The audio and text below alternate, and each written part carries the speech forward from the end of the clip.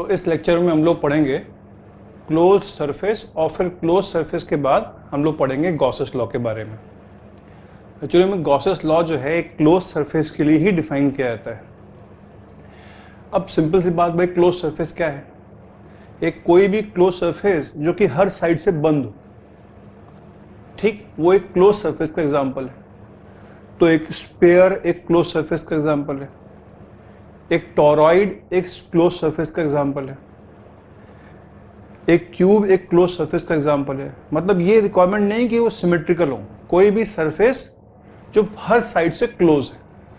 तो इसी रूम में अगर सारे दरवाजे जितने भी डोर्स हैं अगर उनको बंद कर दिया जाए तो ये रूम एक क्लोज सरफेस बन जाएगा, ठीक। अगर दरवाजों को खोल दिया जाए तो वो एक ओपन सरफेस बन जाएगा। ओपन सरफेस का एग्जांपल क्या हो गया? एक डिस्क हो गई ओपन सरफेस का एग्जांपल, एक कोई प्लेन हो गया ओपन सरफेस का एग्जांपल, रेक्टेंगल हो गया, स्क्वायर हो गया, ट्रायंगल हो गया, ये सब एग्जांपल है ओपन सरफेस के, ठीक। एक कप हो गया ऊपर से ओपन है तो वो ओपन सरफेस का एग्जांपल है, ठीक। तो बेसिकली क्लोज सरफेस हर साइड से क्लोज्ड है। तो एक क्लोज सरफेस में ये आइडेंटिफाई करना कि कोई चीज अंदर है या बाहर है, ये पॉसिबल होगा, है ना। एक पॉइंट क्लोज सरफेस के अंदर है या क्लोज सरफेस के बाहर है, we can very easily identify कि पॉइंट 1 क्लोज सरफेस के अंदर है और पॉइंट 2 क्लोज सरफेस के बाहर है, ठीक। क्लोज सरफेस वो जिसमें अंदर से बाहर जाना पॉसिबल ना हो, बाहर से अंदर जाना पॉसिबल ना हो, अनलेस हम उस पोर्शन के, उस सरफेस के किसी पोर्शन को ओपन कर दें तो, ठीक। और किसी ओपन सरफेस में मान लो ऐसा एक डिस्क है या कोई भी ऐसा प्लेन सरफेस हो, ये बोलना कि ये पॉइंट अंदर है या बाहर ऐसा पॉसिबल नहीं होगा, ठीक। तो क्लोज सरफेस के लिए हमारे लिए जो डीए हमने वेक्टर बोला था, जो हमने बोला था कि एरिया वेक्टर है, उस एरिया वेक्टर की डायरेक्शन को भी असाइन कर पाना पॉसिबल होगा। बेसिकली जब हम बात कर रहे थे अभी तक एरिया वेक्टर, किसी प्लेन सरफेस के एरिया वेक्टर की बात कर रहे थे अभी तक हम फ्लक्स निकालते वक्त, तो एरिया वेक्टर हमने क्या बोला था? उस सरफेस के परपेंडिकुलर, उसका एरिया वेक्टर हमने कहा था उस सरफेस के परपेंडिकुलर। तो प्रॉब्लम यह है कि भाई परपेंडिकुलर तो किधर होगा? वो इधर भी होगा और इधर भी होगा। Perpendicular could be both above और बिलो, अगर वो ओपन सरफेस है। क्लोज सरफेस में प्रॉब्लम नहीं आएगी, क्यों? क्योंकि क्लोज सरफेस में हम एरिया वेक्टर की डायरेक्शन को फिक्स कर देंगे आउटसाइड द सरफेस। तो किसी भी क्लोज सरफेस में हम एरिया वेक्टर को आउटसाइड द सरफेस असाइन कर लेते हैं। Area vector is always assigned outside the vector, outside the surface, ठीक। तो एरिया वेक्टर किसी भी पोर्शन पर उस इन्फिनाइटली स्मॉल एरिया के परपेंडिकुलर है और परपेंडिकुलरली आउटवर्ड की तरफ होगा, ठीक। So this was about close surface. अब किसी क्लोज सरफेस से फ्लक्स कितना पास करेगा? किसी क्लोज सरफेस से पास होने वाला फ्लक्स कैसे कैलकुलेट किया जाए? वैसे ही किया जाए जैसे हम पहले कर रहे थे। कोई क्लोज सरफेस अगर किसी एक्सटर्नल फील्ड में रखा हुआ है, कैसी भी फील्ड हो, यूनिफॉर्म नॉन यूनिफॉर्म, किसी एक्सटर्नल फील्ड में रखा हुआ है अगर, तो इस क्लोज सरफेस को अगर हमें इससे पास होने वाला फ्लक्स निकालना है तो हम क्या करें? हम इस क्लोज सरफेस को स्मॉल एरिया डीए में ब्रेक कर लें, ठीक। और किसी भी स्मॉल एरिया डीए पर निकाल दें डी फाई बराबर ई डॉट डीए, जैसे हम पहले कर रहे थे। इससे पास होने वाला इन्फिनिटली स्मॉल फ्लक्स। सिमिलरली यहां पर इस पॉइंट पे मान लो इलेक्ट्रिक फील्ड इधर की तरफ है, यहां का डीए अलग है, ये मान लो E1 इलेक्ट्रिक फील्ड है, DA1 वेक्टर इस डायरेक्शन में है। इस पॉइंट पे इलेक्ट्रिक फील्ड इस डायरेक्शन में है E2, यहां का DA2 इस डायरेक्शन में है। इस पॉइंट पे इलेक्ट्रिक फील्ड वेक्टर इधर की तरफ है E, इस पॉइंट पे एरिया वेक्टर DA3 इस डायरेक्शन में है। तो हर पॉइंट पे इलेक्ट्रिक फील्ड अलग अलग है, तो हर पॉइंट पे E डॉट डी ए की वैल्यू भी अलग अलग होगी। लेकिन डी ए किधर लेंगे? डी ए हमेशा लेंगे हम सरफेस के बाहर वाला नॉर्मल लेंगे। तो हम क्या करें, ऐसे ही हर पॉइंट पर E डॉट डी ए निकाल दें और इन सारे E डॉट डी ए को जोड़ दें। ठीक, तो total flux therefore integral of d phi होगा which is equal to integral of E dot d A. सारी बातें वही हैं जो पहले चल रही थी, कोई नई बात इसमें नहीं है। बस क्लोज सरफेस के लिए क्या करना है, एरिया वेक्टर को आउटसाइड नॉर्मल लेना है किसी भी पॉइंट पर। ठीक, और क्योंकि ये इंटीग्रल क्लोज सरफेस पे किया गया और क्लोज सरफेस का अगर कोई भी एरिया नहीं छोड़ा गया, सारे ही एरिया को अगर इंक्लूड करके उस पे E डॉट डी ए निकाल के अगर सम किया जाए, तो ये बताने के लिए कि ये इंटीग्रल क्लोज सरफेस पे किया गया है, ये बताने के लिए कि ये इंटीग्रल क्लोज सरफेस पे किया गया है, हम यहां पर एक लगा देते हैं गोला, सर्कल। ये सरफेस इंटीग्रल का एग्जाम्पल है। अगर सरफेस इंटीग्रल में एक सर्कल लगा है तो सर्कल ये बताता है कि वो इंटीग्रल एक क्लोज सरफेस पे किया गया है और उस क्लोज सरफेस के हर एरिया को इंक्लूड किया गया है और सारे इनफाइनाइटली स्मॉल एरिया पे डीए वेक्टर किधर है, आउटवर्ड द नॉर्मल है।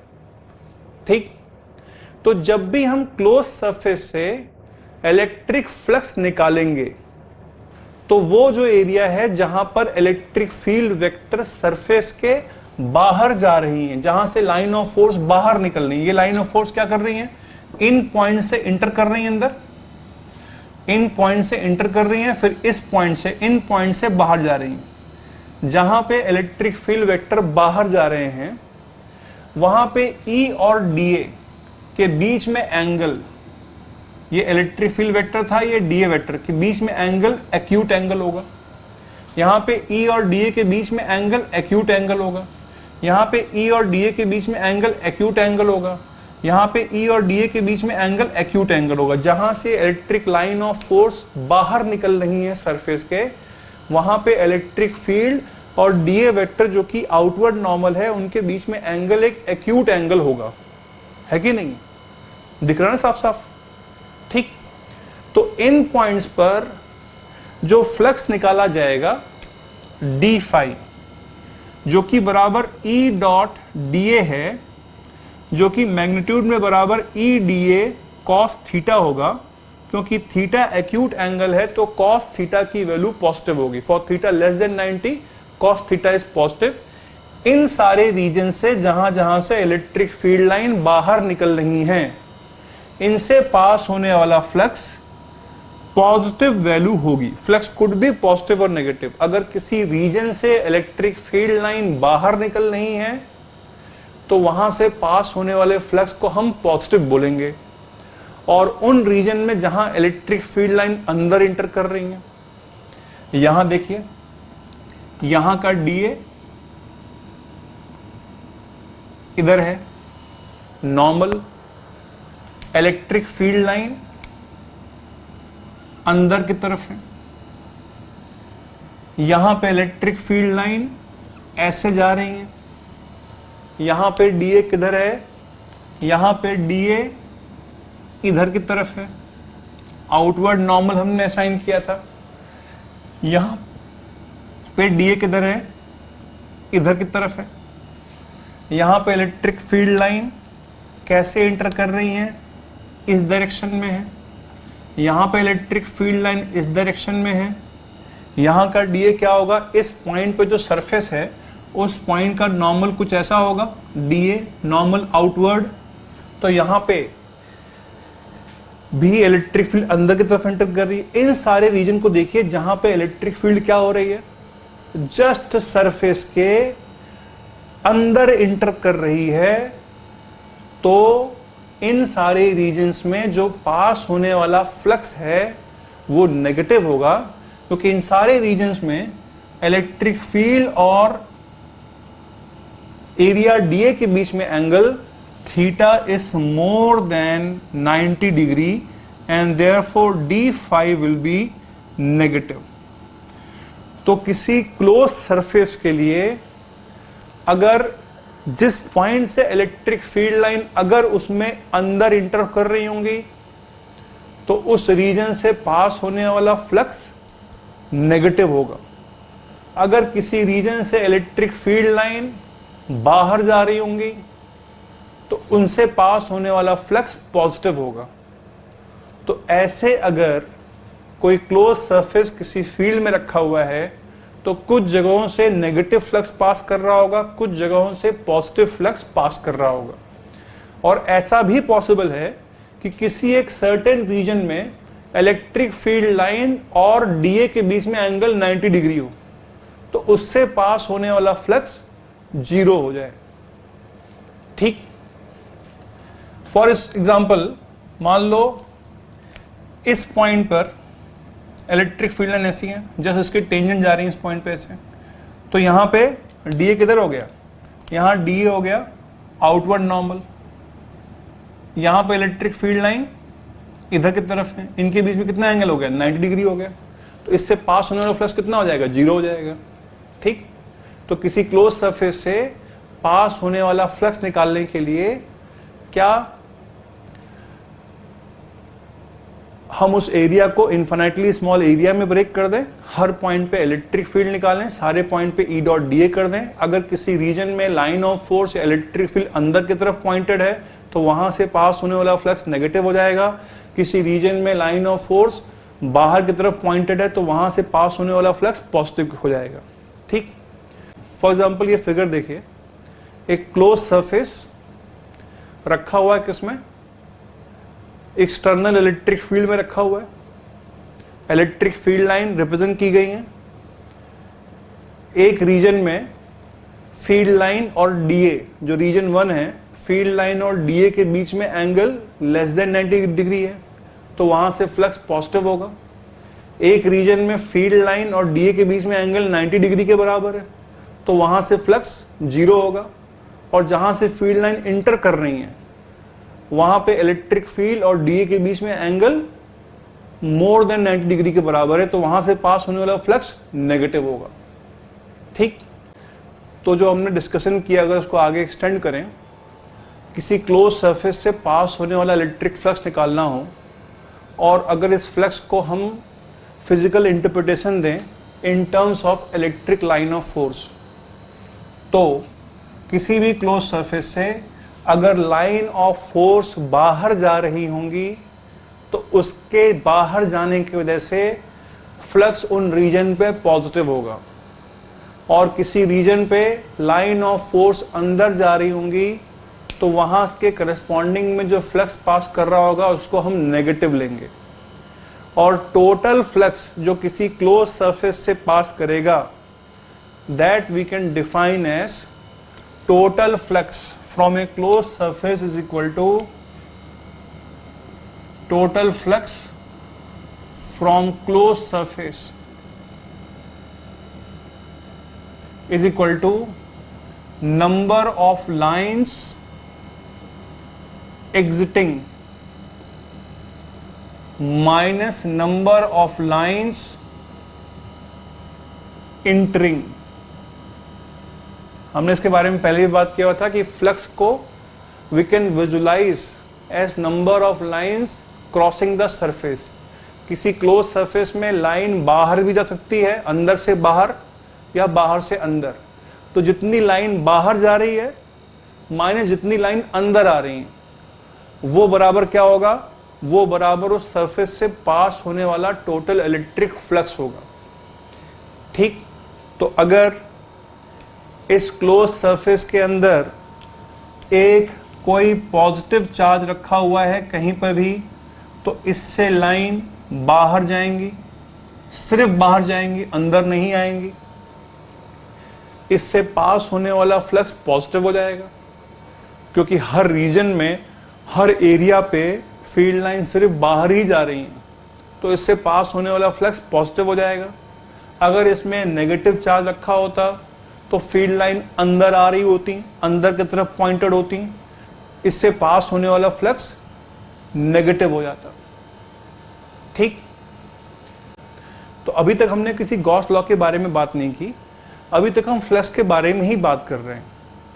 किसी क्लोज सरफेस से पास होने वाला फ्लक्स इस चीज पे डिपेंड करेगा कि कितनी लाइन बाहर जा रही हैं माइनस कितनी लाइन अंदर आ रही हैं।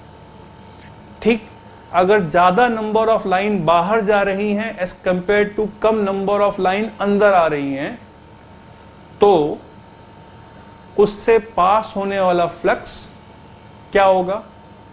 पॉजिटिव होगा। ठीक, और अगर जितनी लाइन बाहर जा रही है उतनी ही लाइन अंदर आ रही हो तो उस क्लोज सरफेस से पास होने वाला फ्लक्स 0 हो जाएगा। फॉर एग्जाम्पल, मान लिया जाए कि एक चार्ज क्यू ऐसे रखा हुआ है, ठीक, और यहां पे कोई क्लोज सरफेस है, कोई भी क्लोज सरफेस है। तो अगर ये पूछा जाए कि इस क्लोज सरफेस से पास होने वाला टोटल फ्लक्स कितना होगा, तो हम क्या करें भाई, पॉइंट चार्ज क्यू के जैसे लाइन ऑफ फोर्स कैसे होती है? पॉइंट चार्ज क्यू के जैसे लाइन ऑफ फोर्स ऐसे रेडियली आउटवर्ड होती है। ठीक, इधर की तरफ भी होंगी। अगर हम फ्लक्स को देखें in terms of number of line of force, तो जितनी लाइन अंदर इंटर कर रही हैं, 1 2 3 4 5, हमने सिर्फ 5 ही बनाई, उतनी ही लाइन बाहर भी जा रही होंगी, 5। मतलब क्या हुआ? अगर हम इस क्लोज सरफेस से फ्लक्स निकालेंगे, मतलब अगर हम मैथमेटिकली फ्लक्स निकालते, कैसे?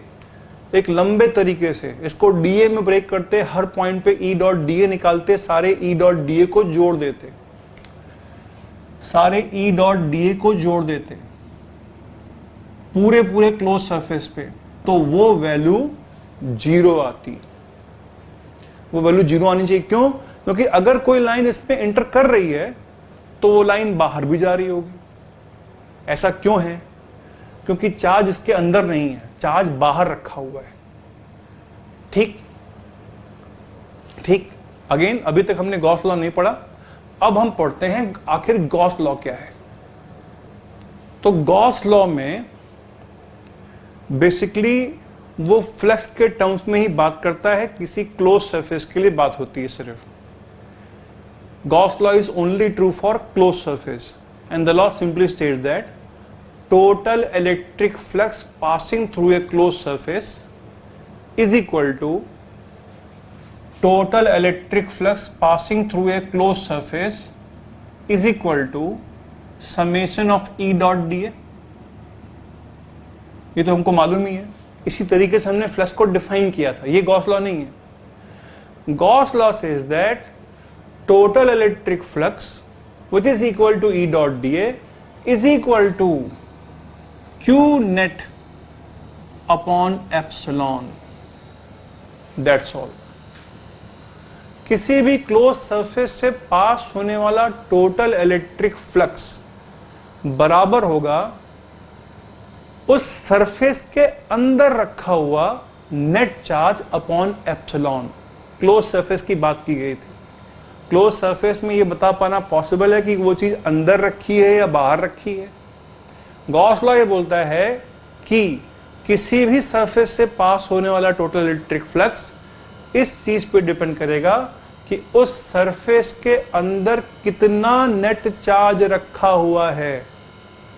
क्यू नेट मतलब, मान लो किसी क्लोज सरफेस के अंदर एक चार्ज रखा हुआ है Q1, एक चार्ज रखा हुआ है Q2, एक चार्ज रखा हुआ है Q3 माइनस Q3, और बाहर रखा हुआ है Q4। ठीक, यहां रखा हुआ है Q5। इस सरफेस के से पास होने वाला अगर इलेक्ट्रिक फ्लक्स निकालना हो, इस क्लोज सरफेस से पास होने वाला इलेक्ट्रिक फ्लक्स निकालना हो, तो वो इलेक्ट्रिक फ्लक्स की वैल्यू, इलेक्ट्रिक फ्लक्स की बात हो रही है, इलेक्ट्रिक फील्ड की बात नहीं हो रही, उस इलेक्ट्रिक फ्लक्स की वैल्यू बराबर आएगी किसके? Q1 plus Q2 minus Q3 divided by epsilon. उसमें Q4 और Q5 टर्म नहीं इंक्लूड किए जाएंगे टोटल इलेक्ट्रिक फ्लक्स निकालने के लिए, which will be equal to, flux को कैसे डिफाइन किया था, E डॉट डी का integral, it will be equal to E dot D का इंटीग्रल। लेकिन वो इंटीग्रल की वैल्यू मुझे पहले से ही मालूम है। वो इंटीग्रल की वैल्यू सिर्फ इस बात पे डिपेंड करेगी कि उस सरफेस के अंदर कितना क्या नेट चार्ज रखा हुआ है। ठीक, जो इलेक्ट्रिक फील्ड होगी भाई, अगर इसको हम मैथमेटिकली निकालते, पहले E निकालते, जो इलेक्ट्रिक फील्ड होगी वो हर चार्ज की वजह से होगी, चाहे वो अंदर रखा हुआ है या बाहर रखा हुआ है। ये जो बात बता रहा हूं बहुत ही इंपॉर्टेंट बात है, बहुत ही बेसिक फंडामेंटल बात है, जिसके ऊपर कई बार इसी कॉन्सेप्ट को चेक करने के लिए क्वेश्चन बनते हैं। जो इलेक्ट्रिक फील्ड होगी वो इलेक्ट्रिक फील्ड हर चार्ज की वजह से होगी, जो चार्ज अंदर भी है, जो चार्ज बाहर भी है। Electric field will be because of every charge. तो लेट अस से अगर हम यहां से पास होने वाला फ्लक्स निकालते हैं तो इसका एरिया dA, और इस पॉइंट पे जो इलेक्ट्रिक फील्ड है, नेट इलेक्ट्रिक, भाई इलेक्ट्रिक फील्ड किसकी वजह से, चार्ज की वजह से। इस पॉइंट पे जो नेट इलेक्ट्रिक फील्ड है वो इसके वजह से भी होगी, इसकी वजह से भी होगी, इसकी वजह से भी होगी, इन सबके वजह से होगी। ठीक,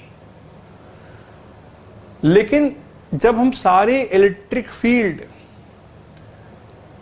से हर पॉइंट पे E डॉट डी का निकालेंगे और E डॉट डी को सम करेंगे, इंटीग्रल निकालेंगे, तो उस इंटीग्रल में, उस समेशन में, उस टोटल में सिर्फ वही चार्ज का इफेक्ट होगा जो कि चार्ज उस सरफेस के अंदर है।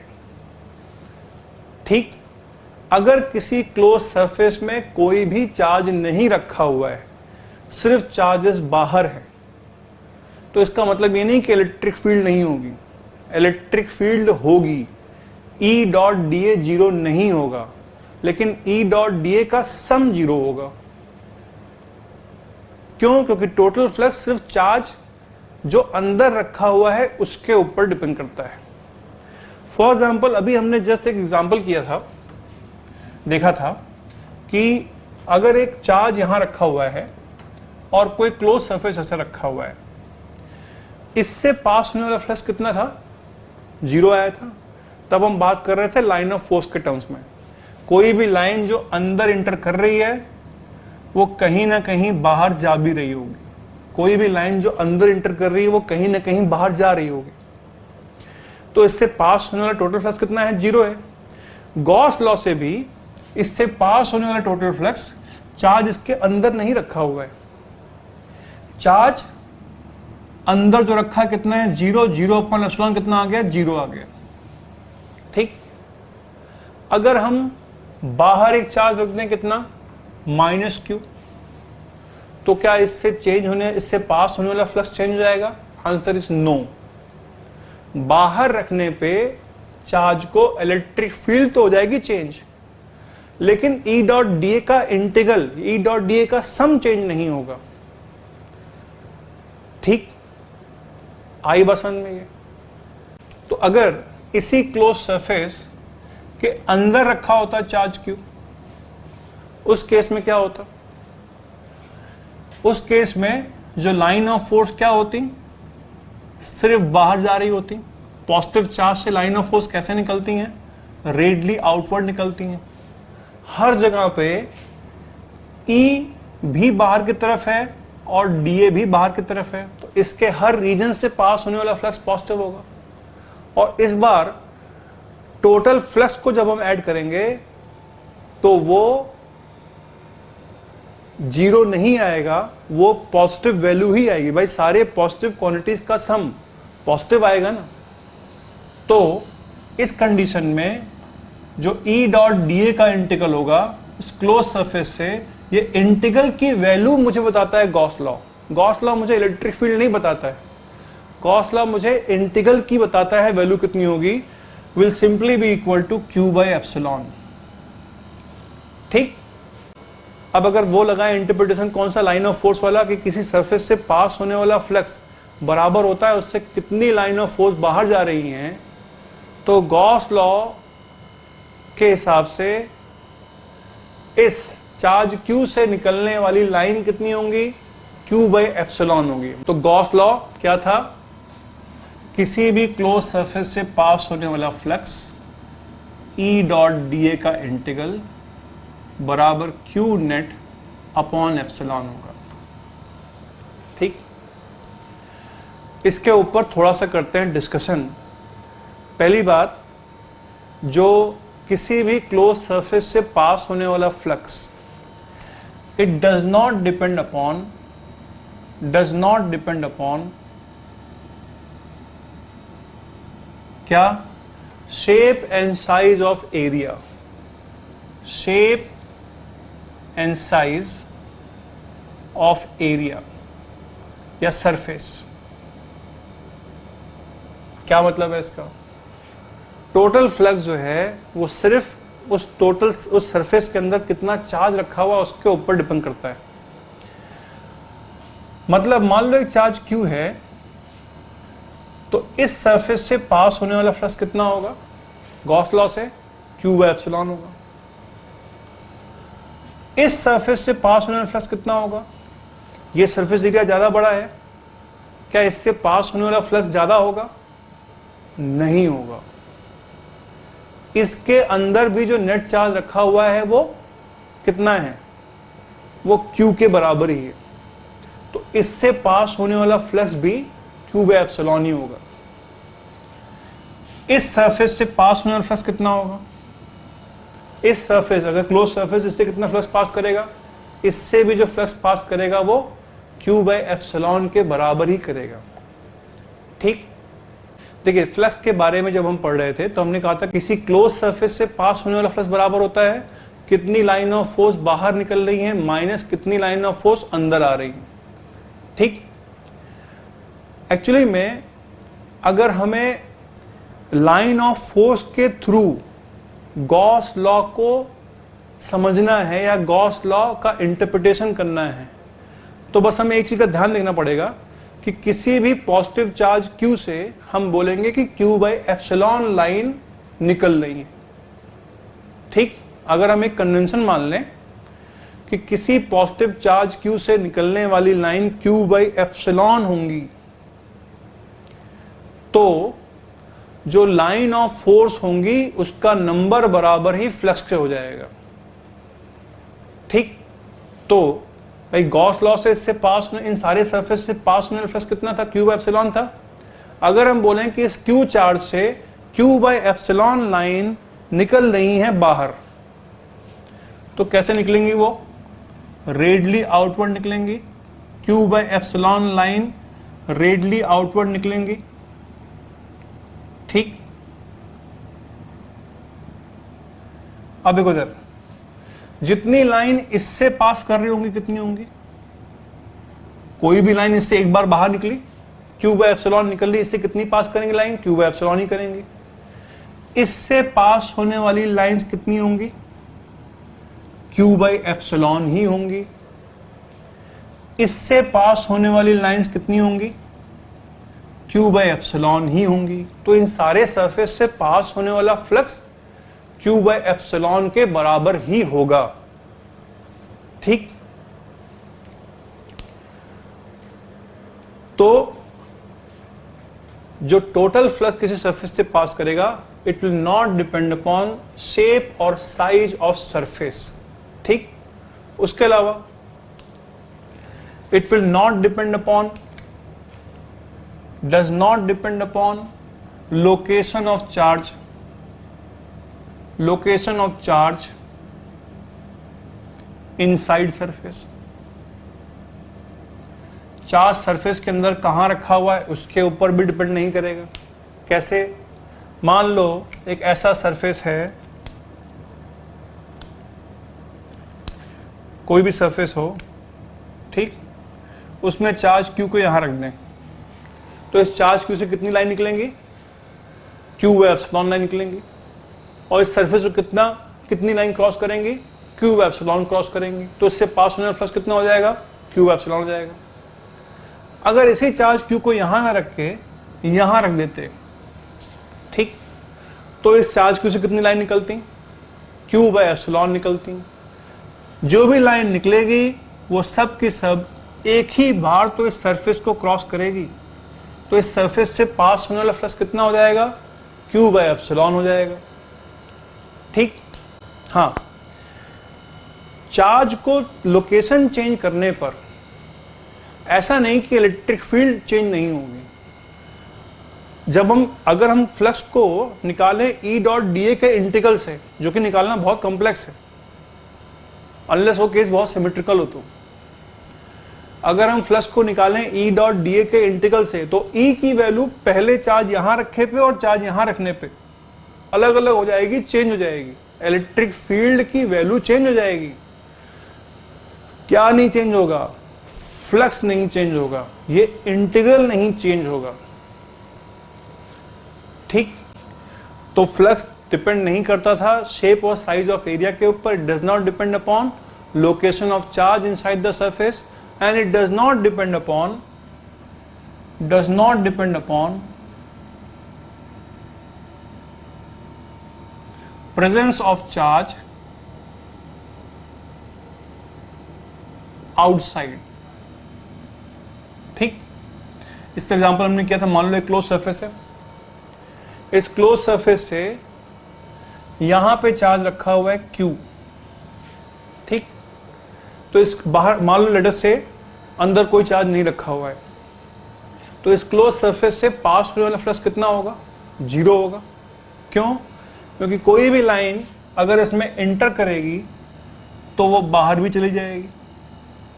ये अच्छा देखें कि फ्लक्स कैसे डिफाइन कर रखा था, E डॉट डी के इंटीग्रल के बराबर था। तो क्योंकि लाइन इसमें इंटर भी कर रही है, बाहर भी जा रही है, जहां से वो इंटर कर रही हैं, वहां पर E डॉट डी ए इन पॉइंट से डी इधर है, इलेक्ट्रिक फील्ड इधर की तरफ है। जिन पॉइंट्स पे वो एंटर कर रही है वहां पे E डॉट डी ए सब नेगेटिव वैल्यू है, और जहां पे वो बाहर जा रही हैं, इन पॉइंट्स पे वो बाहर जा रही हैं, तो यहां पे E डॉट डी ए क्या हो गया? E डॉट डी ए क्या हो गया? पॉजिटिव वैल्यू होगी। तो जब हम टोटल फ्लक्स निकालेंगे, सारी नेगेटिव को सारी पॉजिटिव के साथ में जोड़ देंगे तो वो 0 ही आ जाएगा। गॉस लॉ यही बोलता है, अंदर कोई चार्ज नहीं रखा हुआ है तो सारा E डॉट डी ए का इंटीग्रल की वैल्यू 0 ही आ जाएगी, ठीक। सिमिलरली अगर मान लो अंदर चार्ज होता किसके? Q1 के बराबर, तो इससे कितना होता पास होने वाला फ्लक्स? Q1 by epsilon. अगर हम बाहर एक चार्ज Q रख दें तो क्या इससे पास होने वाला फ्लक्स चेंज हो जाएगा? एज पर गॉस लॉ इससे पास होने वाला फ्लक्स चेंज नहीं होगा। इससे पास होने वाला फ्लक्स Q1 बाय एप्सिलॉन के बराबर होगा। कितना सिंपल है, कुछ कॉम्प्लिकेटेड है ही नहीं इसमें, सिंपल सी बात है भाई। एक किसी भी क्लोज सरफेस से पास होने वाला फ्लक्स सिर्फ उस चार्ज के ऊपर डिपेंड करेगा जो कि चार्ज उसके अंदर है। बाहर आप कुछ भी कर लो, हाँ, बाहर चार्ज रखने के जैसे इलेक्ट्रिक फील्ड भले ही चेंज हो जाएगी। जैसे एग्जांपल के लिए, जब ये चार्ज Q नहीं था तो इस पॉइंट पे इलेक्ट्रिक फील्ड इधर की तरफ रही होगी, ठीक। जब ये चार्ज Q रख दिया तो इस चार्ज Q के जैसे इस पॉइंट पे इलेक्ट्रिक फील्ड इधर की तरफ होगी, तो जो नेट इलेक्ट्रिक फील्ड होगी हो सकता है वो इधर की तरफ हो जाए, E नेट। तो चार्ज Q रखने के जैसे नेट इलेक्ट्रिक फील्ड तो चेंज हो गई है, ठीक, लेकिन net electric field dot d ए का इंटीग्रल चेंज नहीं हुआ है। ध्यान रखिए, फ्लक्स जो होगा, फिर से बता रहा हूं, इंपॉर्टेंट बात है, सबसे मेन बात है इस चैप्टर की। किसी क्लोज सरफेस की बात होती है, गॉस लॉ सिर्फ क्लोज सरफेस के लिए ही वैलिड होता है। किसी क्लोज सरफेस से पास होने वाला फ्लक्स सिर्फ जो उस सरफेस के अंदर रखा हुआ है चार्ज उसके ऊपर डिपेंड करता है, दैट डिवाइड बाय एप्सिलॉन के बराबर होता है, ठीक।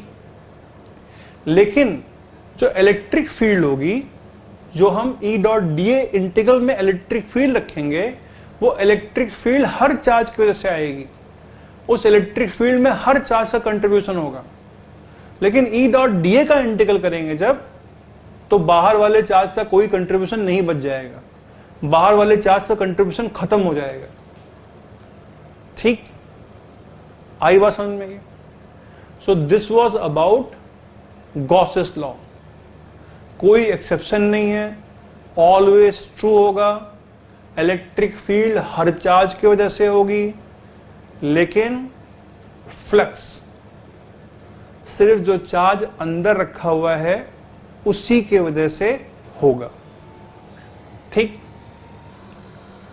अब कई बार कुछ शरारती बच्चे होते हैं, वो कहते हैं कि मान लो चार्ज सरफेस पे हो तब क्या होगा।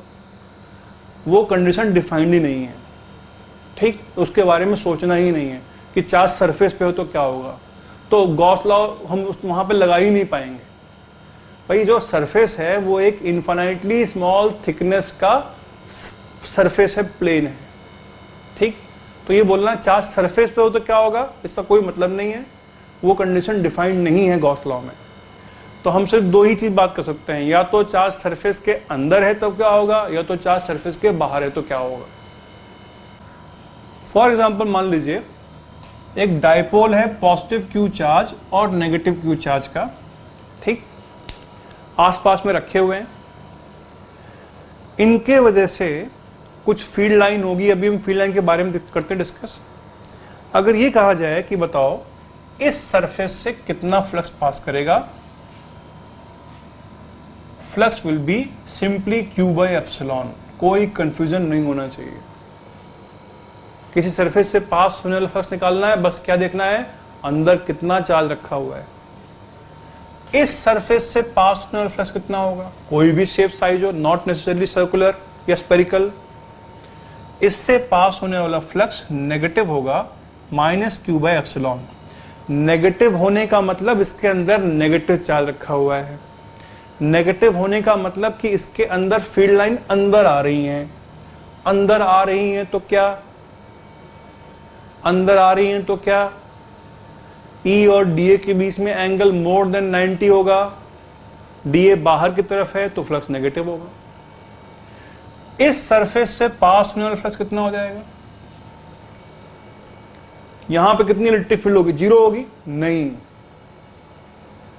इलेक्ट्रिक फील्ड नहीं जीरो होगी, फ्लक्स जीरो होगा। क्यों? क्योंकि इसके अंदर कोई चार्ज नहीं रखा हुआ है। ठीक, फील्ड नहीं जीरो होगी, फ्लक्स जीरो होगा। पॉजिटिव चार्ज और नेगेटिव चार्ज की वजह से हर पॉइंट पे इलेक्ट्रिक फील्ड होगी, लेकिन E डॉट डी ए का इंटीग्रल जीरो होगा। और फाइनली अगर मैं बोलूं इस सरफेस से पास होने वाला फ्लक्स कितना होगा, इस सरफेस से पास होने वाला फ्लक्स कितना होगा, ये भी जीरो होगा। क्यों? क्योंकि जितना पॉजिटिव चार्ज है उतना ही इसके अंदर नेगेटिव चार्ज है। नेट चार्ज कितना है, जीरो। तो इस सरफेस से भी जो नेट फ्लक्स पास करेगा वो जीरो के बराबर करेगा। अब अगर इसी को हम लाइन ऑफ फोर्स के टर्म में इंटरप्रिटेशन करें तो कितना आसान हो जाएगा चीजों को विजुलाइज करना। हम बोलेंगे कि चार्ज Q से कितनी लाइन निकल रही होगी, Q बाय एप्सिलॉन निकल रही होगी। चार्ज माइनस Q में कितनी लाइन इंटर कर रही होगी, Q बाय एप्सिलॉन इंटर कर रही होगी। तो इससे जो Q by line epsilon line निकलेगी, डाइपोल में लाइन ऑफ फोर्स कैसी होती है, बनाया हम लोगों ने, कुछ ऐसी होती है। पॉजिटिव चार्ज से लाइन निकलती है, नेगेटिव चार्ज में लाइन इंटर करती है। ये लंबा पाथ फॉलो करते हुए आएंगी सारी लाइंस।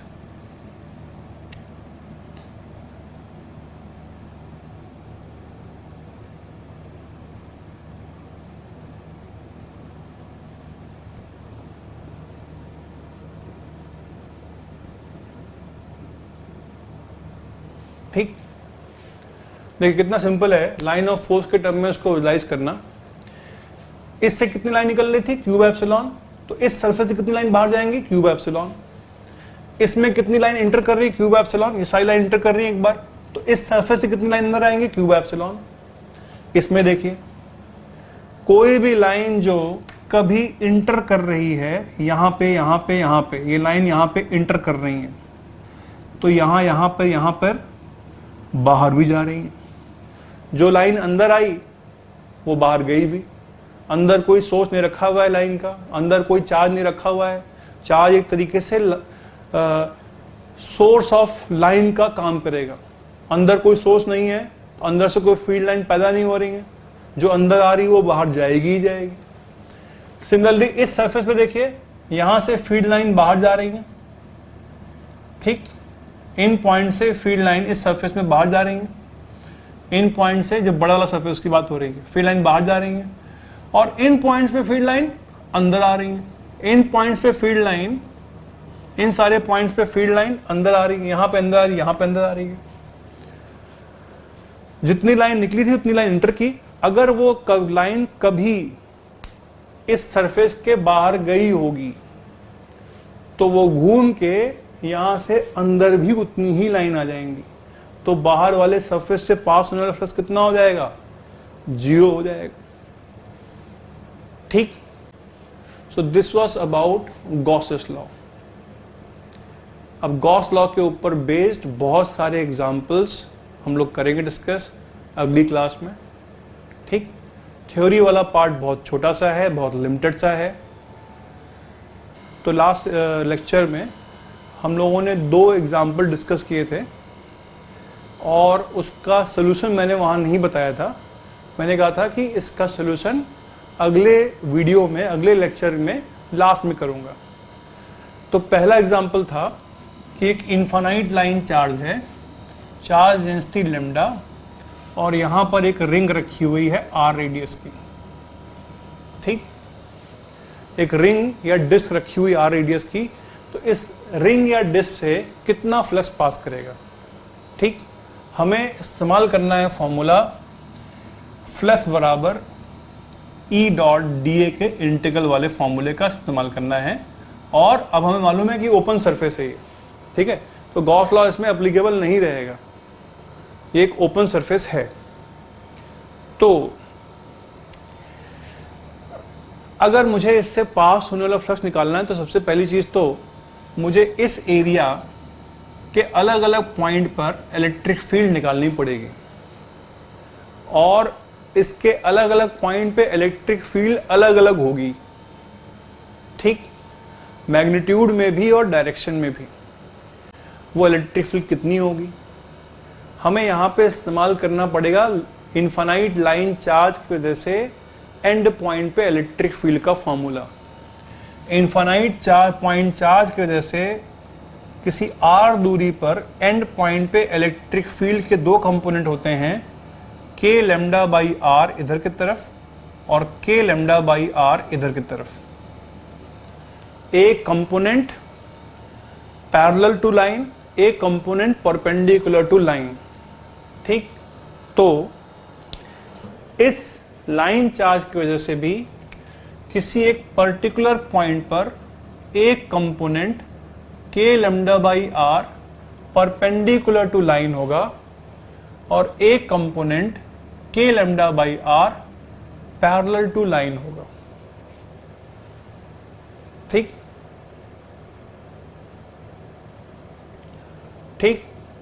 अब फील्ड वेरिएबल है, r दूरी पर, हर r दूरी पे इलेक्ट्रिक फील्ड अलग अलग है। हमें इस इलेक्ट्रिक फील्ड का से पास होने वाला फ्लक्स निकालना है। तो वेरिएबल फील्ड में क्या करना पड़ता है? उस एरिया को इनफाइनाइटली स्मॉल एरिया dA में ब्रेक करना पड़ता है, और कोई तरीका नहीं है। और किसी डिस्क को इनफाइनाइटली स्मॉल एरिया में कैसे ब्रेक करते हैं? एक स्टैंडर्ड प्रोसीजर है, क्या? उसको रिंग्स में ब्रेक करते हैं, उसको रिंग्स में ब्रेक करते हैं। तो हमने ऐसी एक रिंग ली r रेडियस की और dr थिकनेस की, r रेडियस की और dr थिकनेस की एक रिंग ली, ठीक।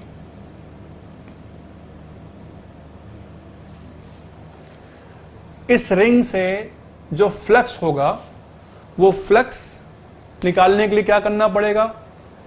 भाई इलेक्ट्रिक फील्ड इधर भी है, इधर भी है, लेकिन फ्लक्स किसके वजह से होगा? सिर्फ उसके वजह से होगा, कंपोनेंट की वजह से होगा जो कि इस एरिया के परपेंडिकुलर है। वो कौन सा कंपोनेंट है? ये वाला कंपोनेंट है। तो ये इस रिंग का कितना एरिया हो गया, इस रिंग से पास होने वाला फ्लक्स निकालने के लिए इस रिंग का कितना एरिया हो गया, इस रिंग का एरिया हो गया dA बराबर 2 पाई r dr। ठीक, और इस रिंग पे इलेक्ट्रिक फील्ड इस डिस्क के परपेंडिकुलर कंपोनेंट कितना है, बाहर की तरफ E कितना है, k लैम्डा बाई r के बराबर। तो E डॉट dA करेंगे तो हम E का वही लेंगे ना कंपोनेंट जो कि dA के परपेंडिकुलर और ये dA के लॉन्ग है। जो dA वेक्टर भी किधर है, dA वेक्टर भी नॉर्मल आउटसाइड है। इलेक्ट्रिक फील्ड का हम वही लेंगे कंपोनेंट जो कि बाहर की तरफ है। तो E डॉट dA कितना हो जाएगा, E डॉट dA कितना हो जाएगा, E भी बाहर की तरफ है, dA वेक्टर भी बाहर की तरफ है, E dA हो जाएगा। E कितना है, k lambda by small r, dA कितना है 2 पाई r dr। r से r कैंसिल हो गया, ये आ गया d फाई। तो टोटल फ्लक्स आ गया integral of d phi k lambda 2 pi integral of dr। k की वैल्यू कितनी होती है 1/4 पाई एप्सिलॉन, कोई दिक्कत नहीं, ऐसे पुट कर देते हैं। तो k लैम्डा बाई 2 पाई और dr का इंटीग्रल कितना हो गया, यहां से यहां तक सिंपली r हो गया। This will be the answer. इस रिंग से पास होने वाला फ्लक्स या डिस्क के सरफेस से पास होने वाला flux k lambda 2 pi r के बराबर होगा। ठीक, अगला एग्जांपल भी सिमिलर था। यहां पे एक चार्ज क्यू रखा हुआ था और ये बोला गया था कि ऐसे किसी रिंग से या डिस्क से जिसका रेडियस r है और ये वाला एंगल है थीटा, कितना फ्लक्स पास कर रहा होगा।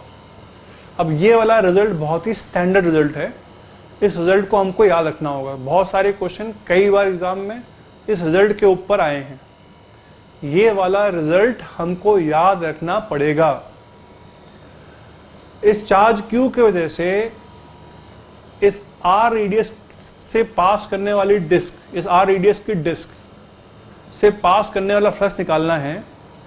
तो पहली बात, इलेक्ट्रिक फील्ड किसकी वजह से है, चार्ज की वजह से है। क्या वो इलेक्ट्रिक फील्ड यूनिफॉर्म है, बिल्कुल नहीं है। डायरेक्शन में भी अलग अलग है, मैग्नीट्यूड में भी अलग अलग है। जो इलेक्ट्रिक फील्ड फॉर एग्जांपल इस डिस्क के सेंटर पे होगी, वो इलेक्ट्रिक फील्ड इस पॉइंट पर नहीं होगी, वो इलेक्ट्रिक फील्ड पेरीफेरी के आसपास किसी पॉइंट पे नहीं होगी। मैग्नीट्यूड में भी अलग है, डायरेक्शन में भी अलग है। तो इलेक्ट्रिक फील्ड वेरिएबल है, भले ही एरिया फ्लैट हो लेकिन इलेक्ट्रिक फील्ड वेरिएबल है। तो हमारे पास और कोई तरीका नहीं है, क्या करना पड़ेगा, इसको डीए में ब्रेक करना पड़ेगा, फिर ई डॉट डीए का इंटीग्रल करना पड़ेगा। डीए में कैसे ब्रेक करते हैं, स्टैंडर्ड तरीका है, डिस्क आएगी तो रिंग में ही ब्रेक करते हैं। तो एक रिंग लिया जाएगा, एक रिंग ली जाएगी आर रेडियस की डी आर थिकनेस की, ठीक, ऐसे। इसका एरिया कितना हो जाएगा, इसका एरिया हो जाएगा 2 पाई आर डी आर के बराबर, 2 पाई आर डी आर के बराबर, ठीक। इलेक्ट्रिक फील्ड कितनी हो जाएगी इस पॉइंट पर, भाई इलेक्ट्रिक फील्ड जो है वो इस रिंग पे जो जितने भी पॉइंट हैं, इस रिंग पे मौजूद हर पॉइंट पे इलेक्ट्रिक फील्ड सेम होगी। इस रिंग पे मौजूद हर पॉइंट पे इलेक्ट्रिक फील्ड सेम होगी, क्योंकि जितनी दूरी पे ये चार्ज, इस चार्ज से ये पॉइंट है, उतनी ही दूरी पे इस चार्ज से ये भी पॉइंट है, उतनी ही दूरी पे इस चार्ज से बाकी सारे पॉइंट्स भी हैं। तो हर पॉइंट पे इलेक्ट्रिक फील्ड का मैग्नीट्यूड सेम होगा।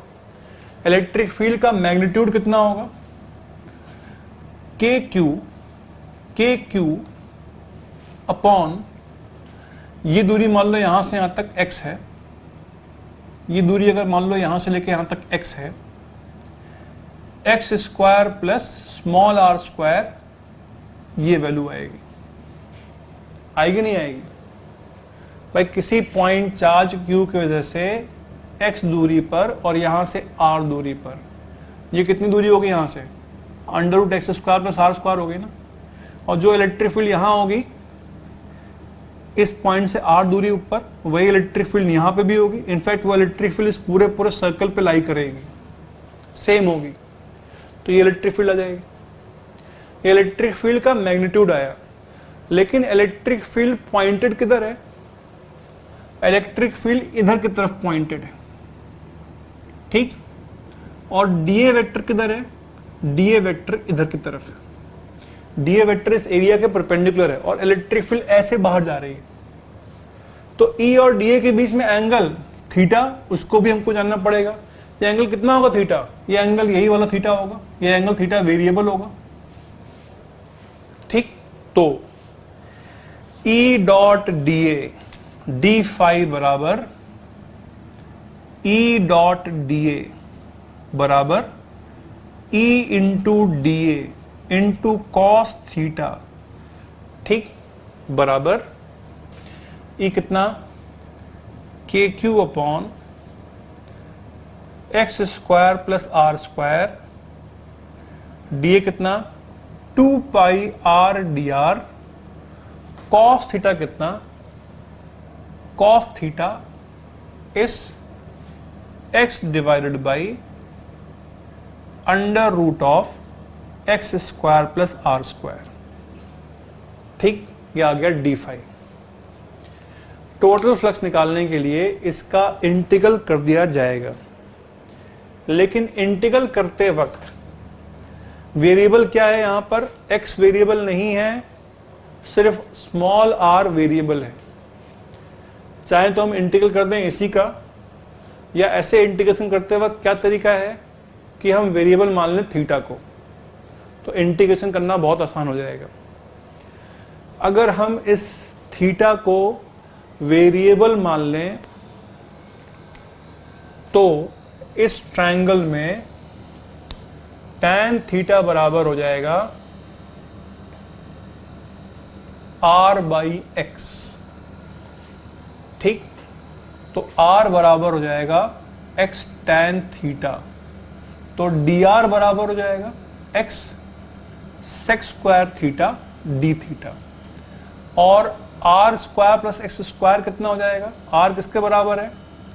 x² tan² theta plus x² कितना हो गया? ये x² sec² थीटा के बराबर हो गया।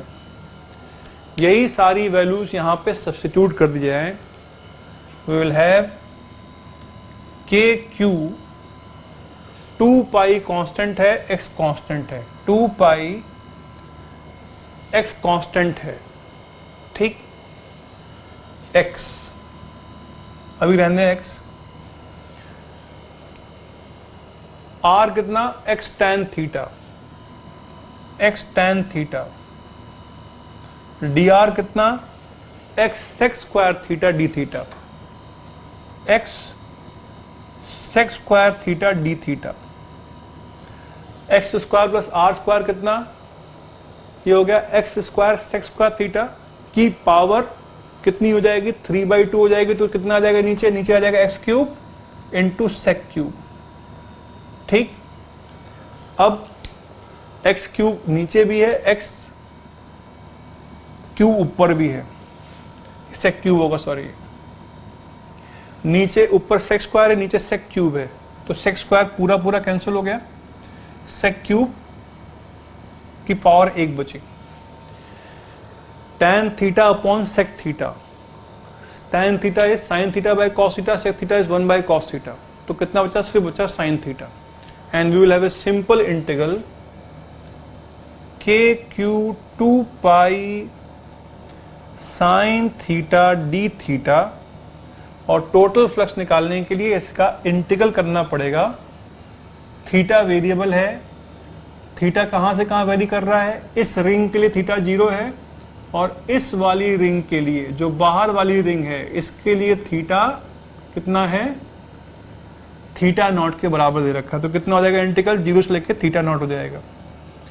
के की वैल्यू पुट कर देते हैं कितनी, 4 पाई एप्सिलॉन। सिंप्लीफाई करेंगे, साइन थीटा का integral minus cos theta, lower limit 0, upper limit theta naught, and the result will get will be q by 2 epsilon 1 minus cos theta naught। ठीक, a very important result to remember. बहुत सारे question इस फॉर्मूले के ऊपर based होंगे, q by 2 epsilon 1 minus cos theta naught। ठीक, तो एक रिंग, एक चार्ज q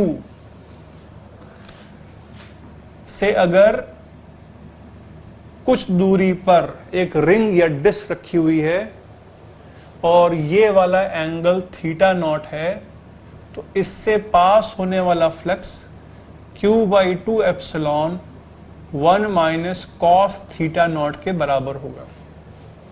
ठीक, या इससे पास होने वाला फ्लक्स मतलब इससे जो पास होने वाली number of line of force हैं वो बराबर q by 2 epsilon 1 minus cos theta naught के बराबर होगा। इसी को करने का एक अल्टरनेटिव तरीका भी हम अभी अगले लेक्चर में देखेंगे सॉल्व एग्जांपल में। ठीक, लेकिन ये फॉर्मूला याद होना चाहिए आपको। अगर याद हो, SI को सिमिलर फॉर्मूला था जो हमने डिस्क में पढ़ा था। एक यूनिफॉर्मली चार्ज डिस्क हो, उससे किसी पॉइंट पर x दूरी पे किसी पॉइंट पे इलेक्ट्रिक फील्ड का फॉर्मूला कितना आया था, जहां पे ये एंगल भी अगर थीटा नॉट हो, इलेक्ट्रिक फील्ड का फॉर्मूला आया था sigma by 2 epsilon 1 minus cos theta naught. तो अगर ये याद हो जाए तो ये अपने आप याद रहेगा, अगर ये याद होगा तो ये याद रहेगा। यहाँ पे लेकिन फ्लक्स निकालना है, यहाँ पे इसके जैसे इलेक्ट्रिक फील्ड निकालनी है, इस डिस्क के जैसे इलेक्ट्रिक फील्ड निकालनी है, तो sigma by 2 epsilon 1 minus cos theta naught. और इस चार्ज के जैसे अगर मुझे इससे पास होने वाला फ्लक्स निकालना है तो q by 2 epsilon 1 minus cos theta naught. ठीक,